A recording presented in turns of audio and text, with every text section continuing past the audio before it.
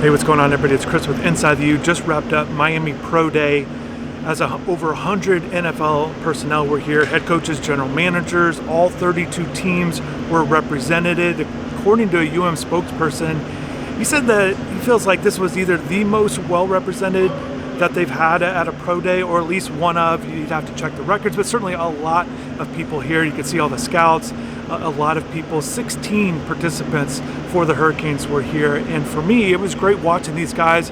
You know, I was at the Senior Bowl in Alabama, saw James Brockermeyer, Markel Bell there.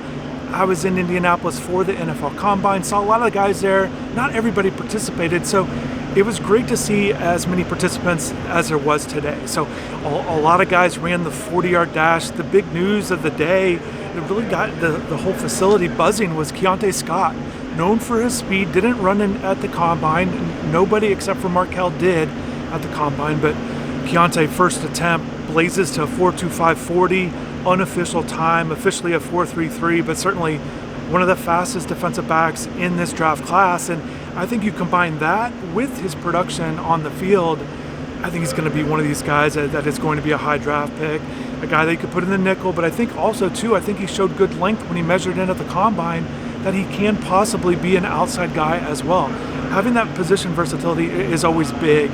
And speaking of the position versatility, watching two of Miami's defensive linemen, in Ruben Bain and Akeem Mesidor, doing position drills, you know, and right behind me actually, and, you know, New York Jets head coach Aaron Glenn was watching again right behind me, and they were doing the position drills where they drop back. You know, it was great being able to be up close, and I do want to mention, I got plenty of video on all these guys. So I'm going to put together, like I did at the Senior Bowl, like I did at the Combine. I'll do it again for the Pro Day, but individual, you know, full day workouts, drills, 40s, whatever they did, I tried to get as much as possible. But it was great being up close, watching the defensive linemen go through their drills, either through the heavy bags or hitting the sled. But they also did some drop back into coverage with Mesidor and Bain, and that's where it happened right behind me, where they kind of, you know, it almost looks like a linebacker, but or a wide receiver even. So they kind of rushed up the sideline, and both guys did a great job hauling in the interceptions, really showing a little bit of that position versatility. And I think it'll be interesting wherever they go. Obviously not known for that, but I think there's been times here throughout their UM career we have, either in practice, sometimes in games, but have seen these guys drop back a little bit. So I thought both of those showed that. And Ruben Bain had a nice interview with the reporters afterwards. I'll post that on the channel so you can hear what he had to say about today, things he's been doing. But he kind of said he felt like he proved that he can do it all, kind of an all-around guy. And I think, you know, watching him go through those position drills, watching him drop back in coverage even, I think he's kind of showing that. He's just a really high-level player that did produce at a high level. So certainly looking to be a top 10 pick. I know there's a lot of Miami Dolphins fans that are hoping he falls to 11, maybe even Francis Mauigoa, who again was out here, ran the 40-yard dash as well. You know, and just watching Bain and Mesidor go through their drills, David Blake too, but, you know, watching Jason Taylor, it's just a reminder. You know, Coach Taylor, I think initially when he got to UM, some people were wondering, you know, and we did ask him, you know, why are you coaching? Why being a position coach at the college level?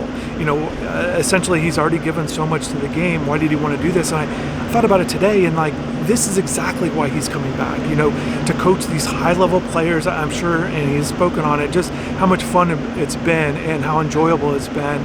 And certainly with these guys, both are going to be high draft picks and hopefully good NFL careers. But also there's guys that are coming up. I do want to mention Hayden Lowe. I think that's the next one to really pay attention to throughout spring practices. And I do want to mention, a lot of people have been asking about spring ball. Spring practices will start tomorrow on Tuesday there.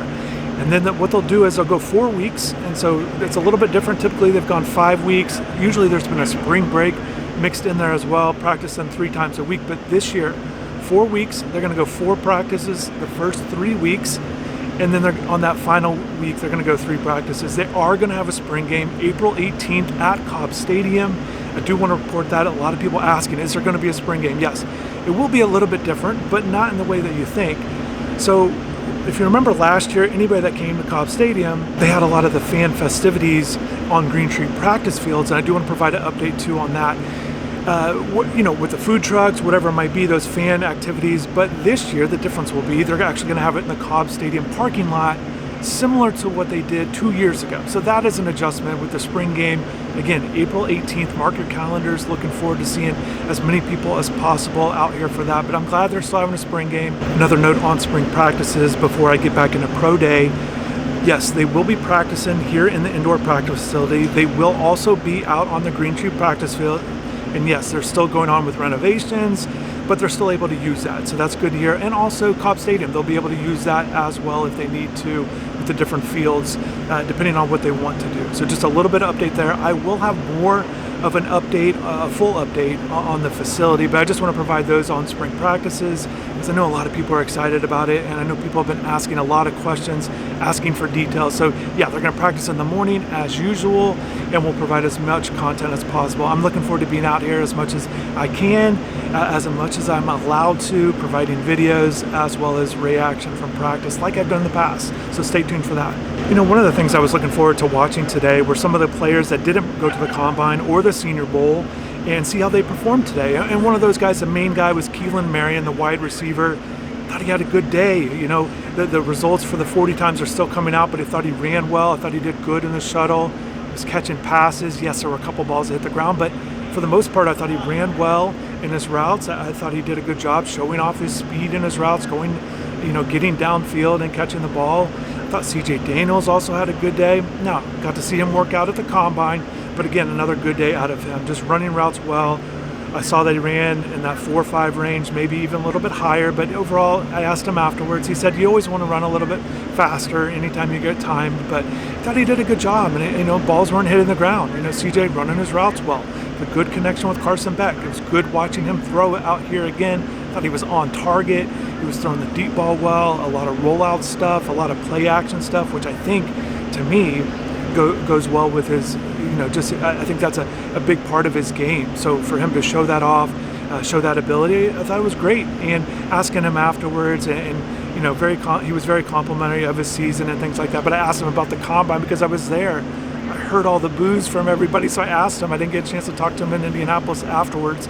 And he said, yeah, it was, you know, he thought it was pretty funny. He said, I don't know if anybody's ever been booed like that before, but, you know, he kind of just shrugged it off. And I think, you know, I know it's such a small thing, but I think that's Carson Beck in a nutshell. You know, I think he does a pretty good job of being able to block everything out. He's a professional. He's started a lot of college games. I know there's going to be a debate still of where he's going to kind of slot in terms of the quarterbacks in this draft class, but to me, I just think he's going to be that third. I think he should be that third quarterback off the board. And you look at the other quarterbacks, and I had a chance to watch these guys up close at the Senior Bowl. I saw them at the Combine, and I just think Carson's, you know, has the most upside. I think he's got the most skills. I just think, yes, it wasn't just a perfect season out of him. If it was, you know, you'd clearly see him to be one of those top two guys, but I still think there's a lot that teams are going to like. Good size. I thought he checked in well at the Combine, but good day today. You know, I thought he threw the ball well. You know, I thought he connected on his deep balls well to the sidelines. I thought his slants over the middle, connected on those.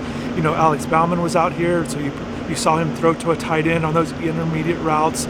And I thought he was thrown to the sidelines well. You know, I thought he did a good job just kind of all around, and that's what you want to see. You know, you want to see a quarterback on target, and I thought he did a good job of that, in addition to showing off the play action ability as well as the rollouts. And they had him rolling out to his right, a little bit to his left as well, but just overall kind of a good day, I thought, for Carson. Another guy I was really looking forward to seeing today was Jacoby Thomas, a safety. Look, he did the individual drills at the Combine. I didn't think he had a good day. He dropped passes that he normally would catch. You don't see him drop balls like that. So I was curious to see how he performed today, and I thought he did a good job. He didn't let the ball drop. I don't even know if he had one. I don't even think he had one drop. So I thought he was good. Similar drills, you know, with back pedals and kind of going through different movements and coming close to the ball to catch it, or dropping back and catching the ball. But for the most part, he didn't have a drop. Now, there were some balls like maybe got over his head and maybe he could have come down with it, but it wasn't like it was at the Combine. So I thought it was a good day for Jacoby, again, especially with those drills. And that was good to see because I didn't think he performed at his best that day. Much better today. And that's how sports goes. That's how these things go, you know. I was very curious about essentially what does the Combine, how much does the testing, the pro day, how much does all of this matter to NFL teams? what percentage would an NFL team kind of put on all this in terms of draft stock? And certainly positions matter. Also, the player status matters, in terms of what pick you are. But maybe a rough guess would be about 25%. That's kind of a rough estimate based on things I've been hearing and kind of heard. So if you kind of factor all that in, and I think that makes sense. Yes, on the field production is certainly important, but you've got to be able to test well at these events and showcase what you can do too. And sometimes with these events, again, 100 personnel were here, over 100 here, and sometimes it's the first time that maybe some of these guys have seen some of these players in person. And seeing a guy in person, I just know from my own experience, it's much different. But just seeing a guy perform and kind of go through everything, ups and downs of a day, I think is good for evaluation. So got to keep that in mind as well. And just wrapping things up with the offensive line, Francis Mauigoa was out here. He's a headliner. But 3 other offensive linemen as well, as they're all hoping to get drafted. Markel Bell, I've talked about him. I think he's going to be a high pick. I think he's going to surprise people with where he's drafted. I said second round after the combine, so we'll see. I don't know if anybody's really projecting that, but I think he's going to be a high pick. And I think you saw it again today. The size is there. I thought he moves well for his size. You always have to keep that in mind with him and watching him. But again, and as Cooper, James Brockermeyer, it was fun watching the offensive lineman drills.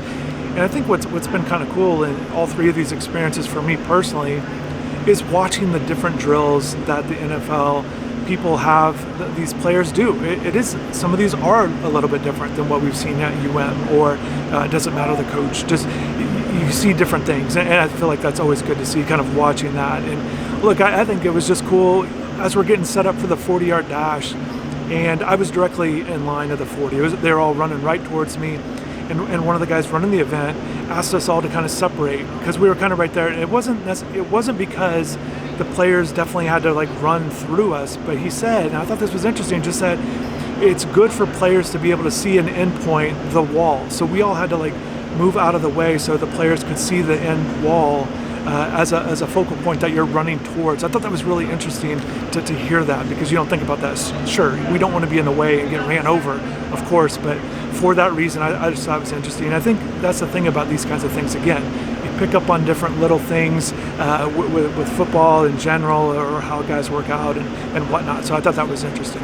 And then just the last thing I want to wrap this up with, it was the last thing I did today, was an interview with CJ Daniels, just one-on-one, after he was talking with his family, friends, and also Michael Irvin was here, and they had a good conversation as well. But one of the things I remember when CJ arrived, he really talked about the leadership, and he really wanted to be a vocal leader. And I asked him to clarify, because I did remember something that I don't think was said again, but basically he really wanted to be a vocal leader. And he said, look, he wasn't necessarily that. He was always kind of a leader by example guy, but when he got to UM, he wanted to be a vocal leader, and he was. Everybody kind of knows about this text chain that he kind of got started with the wide receivers, and he is happy to hear, and I do want to share this if you didn't catch it before. He said it at the combine, clarified it again today, but this group is still continuing that. They're still putting in the extra work, and they're still doing all the things necessary to be top performers. And he felt like that was important to him to hear, that these other guys are doing that. It feels like he's leaving his mark with this group. And I think anybody, whether you're here 1 year, 3 years, if you're a top player like Ruben Bain or Mauigoa, or a quarterback like Hartson Beck, whoever you might be, you always want to leave some sort of mark into the program as you leave and as you exit, and you go on to the next chapter.